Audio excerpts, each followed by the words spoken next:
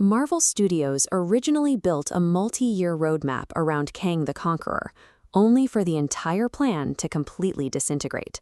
When the studio officially cut ties with their lead actor, they were left with a sprawling timeline but no primary antagonist to drive it. This abrupt departure created a massive vacuum in the studio's upcoming release schedule. Projects that were intended to lead toward a specific multiversal climax suddenly lacked a unifying threat or a clear thematic destination. This forced an immediate pivot. To maintain continuity, the studio had to find a way to redirect years of narrative buildup toward a new center of gravity without discarding the films that had already been released. The first step in this redirection is the upcoming theatrical re-release of Avengers Endgame.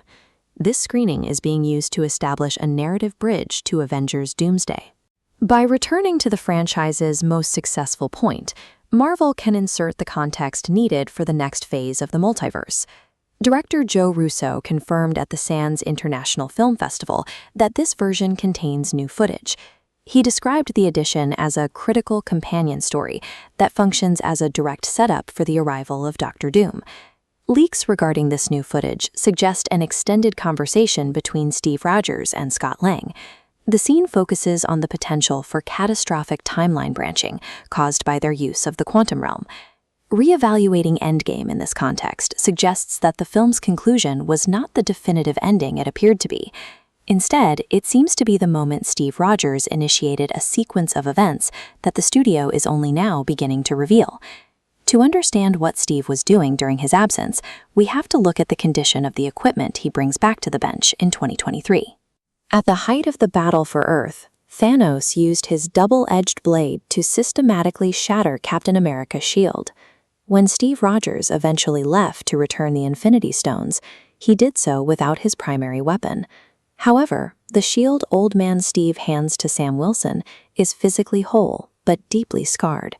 The surface is scratched, dented, and marked with scorch patterns that do not match any conflict seen in the previous films.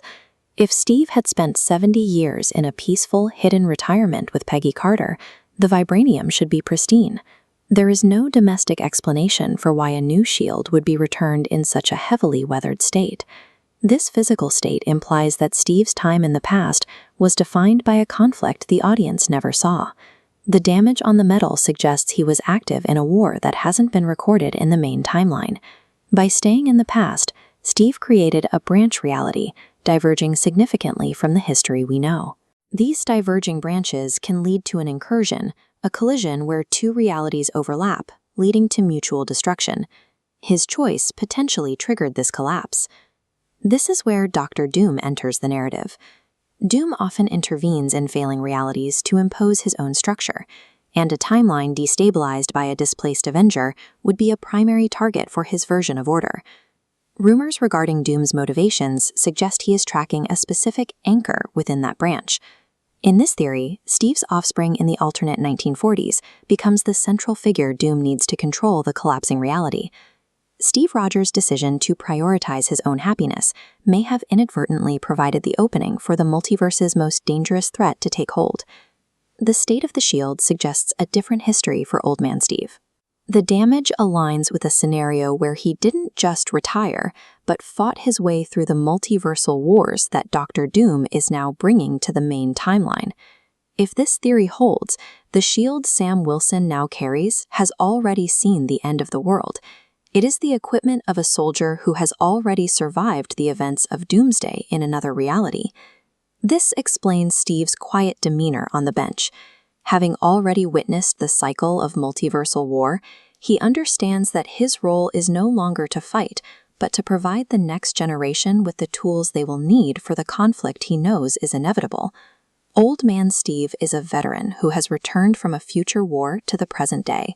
He is passing on a weapon that has been tested in a battle the other Avengers haven't even realized they are fighting yet.